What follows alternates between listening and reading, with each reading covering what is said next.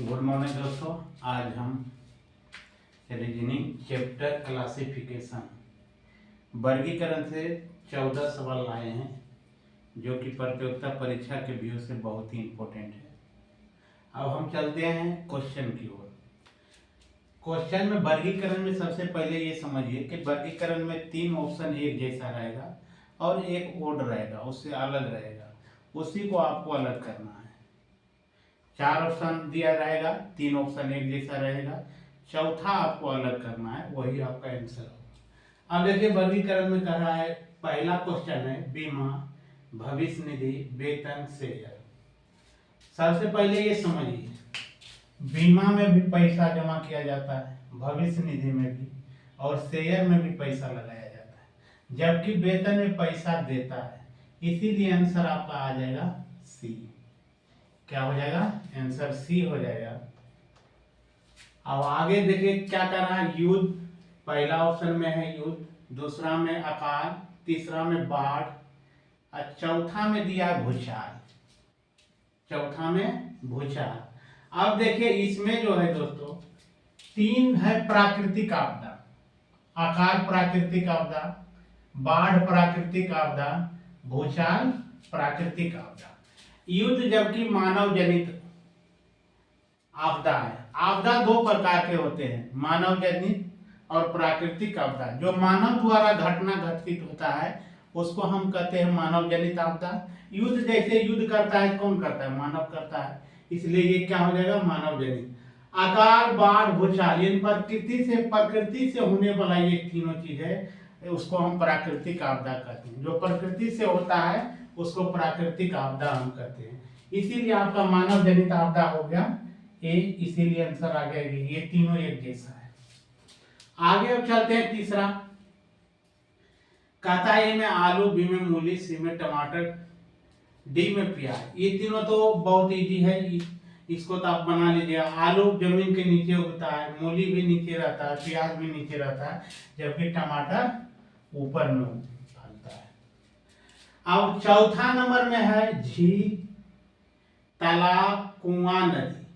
अब देखिए झील में भी पानी अस्थायी रहता है, तालाब में पानी अस्थायी रहता है, कुआं में पानी अस्थायी रहता है, जबकि नदी में पानी गतिशील रहता है, यानी बहते रहता है। इसीलिए आंसर आपका आ जाएगा डी। पांचवा में है गंगा, चंबल, यमुना, ब्रह्मपुत्र। यानी 4 नदी दिया है, उसमें एक अलग है।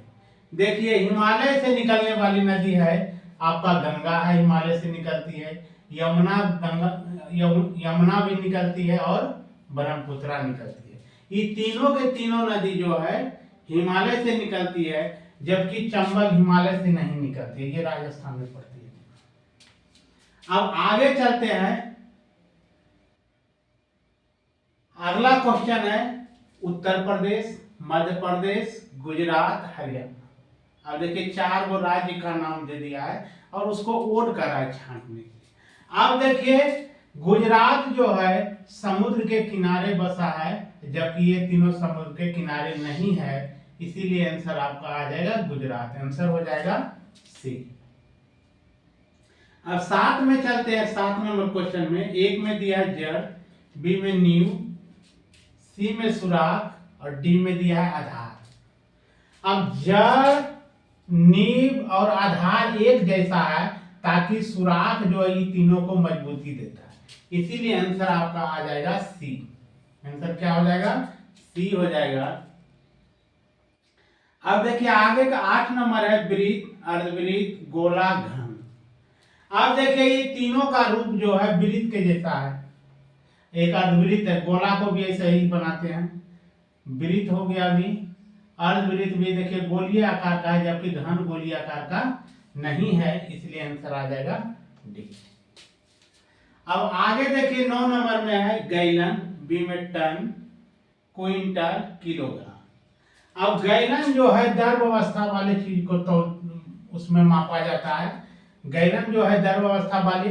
अब ये तीनों जो है टन हो गया, क्विंटल हो गया, किलोग्राम, ठोस, द्रव और गैस, तीनों को ये माप करता है। इसीलिए आंसर आपका आ जाएगा पहला नंबर हो जाएगा गैलन। पहला क्या हो जाएगा? गैलन। अब 10 नंबर में दिया है, ए में दिया है नम्र, बी में राजनीति, सी में शब्द और डी में दिया है शिष्ट। अब देखिए दोस्तों, ये चारों जो चार ऑप्शन जो दिया है इसमें एक इसका अलग हो जाएगा, आपका कौन आंसर हो जाएगा राजनीति, क्योंकि मानव का ये जो है विशेषता को दर्शाता है। नम्र मानव के विशेषता दर्शा रहा है, सभ्य मानव का विशेषता दर्शा रहा है, शिष्ट मानव का विशेषता दर्शा रहा है, जबकि राजनीति मानव की विशेषता नहीं दर्शा रहा है। इसीलिए आंसर हो जाएगा आपका बी आ जाएगा। इसमें क्या हो जाएगा? बी आ जाएगा। अब आगे चलते हैं क्वेश्चन नंबर 11 की ओर। एक में कह रहा बैरोमीटर, बी में थर्मामीटर, सी में डायोमीटर और डी में दिया है लैक्टोमीटर। देखिए इसमें बैरोमीटर, थर्मामीटर और लैक्टोमीटर ये तीनों वैज्ञानिक उपकरण है। कौन चीज है? वैज्ञानिक उपकरण है, जबकि डायोमीटर वैज्ञानिक उपकरण नहीं है। इसीलिए आंसर आपका आ जाएगा सी। अब क्वेश्चन नंबर 12 की ओर चलते हैं।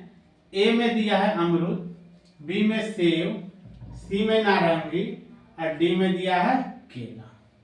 डी में दिया है केला। अब देखिए अमरूद भी गोलीय आकार का होता है, सेब भी गोल आकार का होता है, नारंगी भी गोल आकार का होता है, जबकि केला गोल आकार का नहीं होता है, लंबा होता है। इसीलिए आंसर आपका आ जाएगा डी। अब 13 नंबर क्वेश्चन की ओर चलते हैं। ए में दिया है जूता, बी में मोजा, सी में चश्मा, डी में दस्ताना। जूता, मोजा, चश्मा, दस्ताना, चार ऑप्शन दिया। इसमें देखिए आंसर होगा दोस्तों सी। काहे होगा सी? जूता जब भी होता है तो एक जोड़ा में आता है, मोजा भी आएगा तो जोड़ा में आएगा, दो को एक साथ आएगा, दस्ताना भी जब रहेगा तो दो गो में रहेगा, जबकि चश्मा एक ही में बना रहता है, दो चीज का जुड़ा हुआ रहता है। इसीलिए आपका आंसर आ जाएगा चश्मा। अब 14 नंबर क्वेश्चन है। ए में दिया है मराठी, बी में भोजपुरी, सी में उर्दू और डी में हिंदी। डी में हिंदी। अब देखिए ये तीनों भाषा मराठी, उर्दू और हिंदी 8वीं अनुसूची में वर्णित है, जबकि भोजपुरी को वर्णित नहीं किया गया है। इसलिए आंसर आ जाएगा भोजपुरी। अब देखिए दोस्तों 14 क्वेश्चन हम लाए थे, 14 के 14 ही बहुत इंपॉर्टेंट था।